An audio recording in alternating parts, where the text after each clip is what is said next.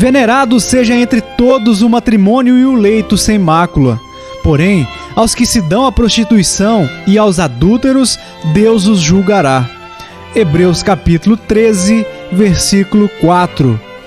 Assim como Deus uniu os ossos e nervos para o fortalecimento de nossos corpos, assim Ele ordenou a união de homem e mulher em matrimônio para o fortalecimento de suas vidas, pois melhor é serem dois do que um. Eclesiastes capítulo 4, versículo 9. Portanto, quando Deus fez a mulher para o homem, Ele disse: far-lhe-ei uma ajudadora idônea para ele.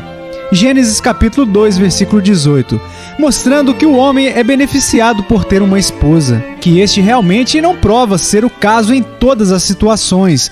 Em sua maior parte, pelo menos, deve ser atribuído a desvios dos preceitos divinos no que diz respeito ao casamento.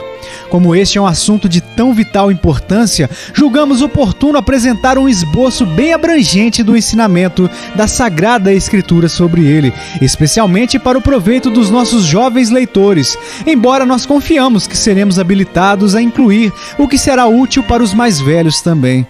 É talvez uma observação comum, porém mesmo assim relevante, pois tem sido proferida com muita frequência, que com a única exceção da conversão pessoal, o casamento é o mais importante de todos os eventos terrenos na vida de um homem ou uma mulher. O casamento forma um elo de união que os une até a morte. O casamento os traz a tais relações íntimas que eles podem adoçar ou amargar a existência um do outro.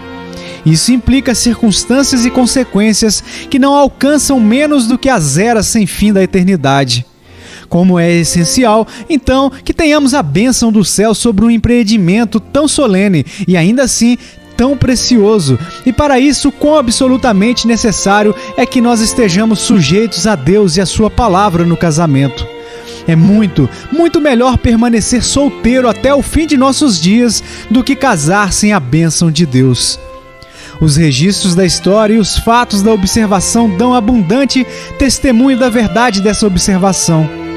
Mesmo aqueles que não buscam mais do que a felicidade temporal dos indivíduos e o bem-estar da sociedade atual não são insensíveis à grande importância das nossas relações domésticas, cujas afeições mais fortes da natureza sustentam e que consolidam até mesmo os nossos desejos e fraquezas.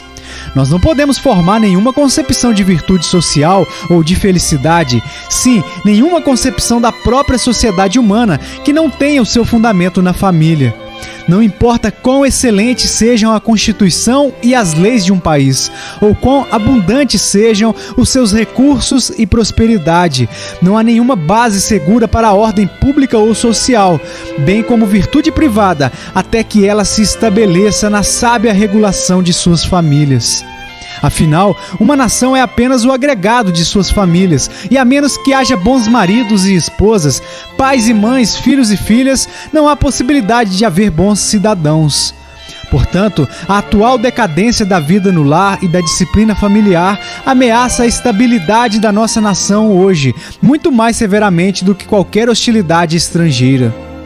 Mas a visão bíblica dos deveres parentais dos membros de uma família cristã retrata os efeitos existentes de uma forma mais alarmante, como sendo desonrosos a Deus, desastrosos para a condição espiritual das igrejas e como algo que ergue um obstáculo muito grande no caminho do progresso evangélico. Triste, além das palavras, é ver que são os próprios cristãos professos os grandes responsáveis pelo rebaixamento dos padrões maritais, pelo descaso geral das relações no lar e o rápido desaparecimento da disciplina familiar. Então, como o casamento é a base da casa ou família, compete ao escritor convocar os seus leitores a uma consideração séria e em oração da vontade revelada de Deus sobre esse tema vital. Embora dificilmente possamos esperar debater a doença terrível que agora corrompe os próprios órgãos vitais da nossa nação, mas se Deus se agradar em abençoar este artigo para algumas pessoas, o nosso trabalho não será em vão. Começaremos ressaltando a excelência do casamento. Venerado seja entre todos o matrimônio, diz o nosso texto. E isso é assim, em primeiro lugar, porque o próprio Deus o honrou. Todas as outras ordenações ou instituições, exceto o sabá, foram nomeadas por Deus por meio de homens ou anjos. Atos capítulo 7, versículo 35. Mas o casamento foi ordenado imediatamente pelo próprio Senhor. Nenhum homem ou anjo trouxe a primeira mulher até o seu marido. Gênesis capítulo 2, versículo 19. Assim, o casamento teve mais honra divina colocada sobre ele do que todas as outras instituições divinas, pois foi diretamente celebrado pelo próprio Deus. Novamente, esta foi a primeira ordenança que Deus instituiu. Sim, a primeira coisa que ele fez após o homem e a mulher serem criados, e isso enquanto eles ainda estavam em seu estado não caído. Além disso, o lugar onde o casamento ocorreu mostra a honradez dessa instituição. Enquanto todas as outras instituições, exceto o sabá, foram instituídas fora do paraíso, o casamento foi celebrado no próprio Éden, indicando quão felizes são aqueles que casam no Senhor. O auge do ato criativo de Deus foi a criação da mulher. No final de cada dia de criação, é formalmente registrado que Deus viu o que tinha feito era bom. Gênesis capítulo 1, versículo 31. Mas quando Adão foi criado, está registrado explicitamente que Deus viu que não era bom que o homem estivesse só. Gênesis capítulo 2, versículo 18. Quanto ao homem, o trabalho criativo precisava ser completado, uma vez que, como todos os animais e até mesmo plantas tinham seus pares, não era encontrado para Adão uma auxiliadora adequada, sua parceira e companheira. Deus não considerou que o trabalho do último dia de criação também fosse bom até que esta necessidade fosse suprida. Esta é a primeira grande lição da Escritura sobre a vida familiar, e ela deve ser bem aprendida. A instituição divina do casamento ensina que o estado ideal do homem e mulher não está na separação, mas na união, de modo que cada um é destinado e capacitado para o outro. O ideal de Deus é esta união, com base em um amor puro e santo, que dure por toda a vida, que exclua toda rivalidade ou outra parceria estranha, e incapaz de separação ou infidelidade, porque é uma união no Senhor, um santo matrimônio de alma e espírito em mútua simpatia e afeição.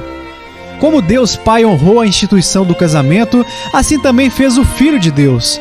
Em primeiro lugar, pelo seu ser nascido de mulher, Gálatas capítulo 4, versículo 4.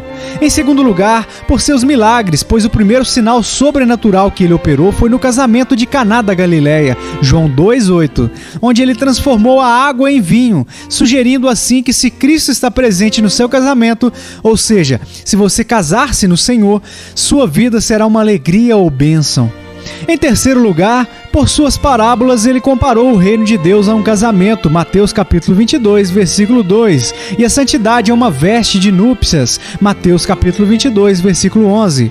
Assim também seu ensinamento, quando os fariseus tentaram enganá-lo sobre o assunto do divórcio, estabeleceu a sua aprovação sobre a Constituição original, acrescentando, portanto, o que Deus ajuntou não o separe o homem, Mateus capítulo 19, versículos 4 a 6. A instituição do casamento foi ainda mais honrada pelo Espírito Santo, pois ele tem usado o casamento como uma figura da união que há entre Cristo e a Igreja. Por isso, deixará o homem seu pai e sua mãe, e se unirá à sua mulher, e serão dois numa carne. Grande é este mistério, digo-o, porém, a respeito de Cristo e da Igreja. Efésios capítulo 5, versículos 31 e 32. A relação que há entre o Redentor e os redimidos é frequentemente comparada àquela que existe entre um homem e mulher casados. Cristo é o marido, Isaías capítulo 54, versículo 5, e a igreja é a esposa, Apocalipse capítulo 21, versículo 9. Convertei-vos, ó filhos rebeldes, diz o Senhor, pois eu vos desposei, Jeremias capítulo 3, versículo 14. Assim, cada pessoa da Santíssima Trindade pôs o seu selo sobre a honorabilidade do casamento. Não há dúvida de que no verdadeiro casamento cada cônjuge ajuda o outro igualmente, e tendo em vista o que foi mencionado acima, qualquer um que ousar sustentar ou ensinar qualquer outra doutrina ou filosofia entra em conflito com o Altíssimo. Isso não estabelece uma regra rígida e fixa, e cada homem e mulher é obrigado a se casar. Pode haver razões boas e sábias para permanecer sozinho e motivos suficientes para continuar solteiro, físicos e morais, domésticos e sociais. No entanto, uma vida de solteiro deve ser considerada como excepcional em vez de ideal. Qualquer ensinamento que leva homens e mulheres a pensarem no vínculo matrimonial como sinal de cativeiro e sacrifício de toda a independência, ou a interpretar o ser esposa e a maternidade como escravidão e obstáculo a um destino mais elevado da mulher, qualquer sentimento público que promove o celibato como mais desejável e honrado, ou que substitui qualquer outra coisa pelo casamento e lar, não somente viola a ordenança de Deus, mas abre a porta para inomináveis crimes e ameaça os próprios fundamentos da sociedade.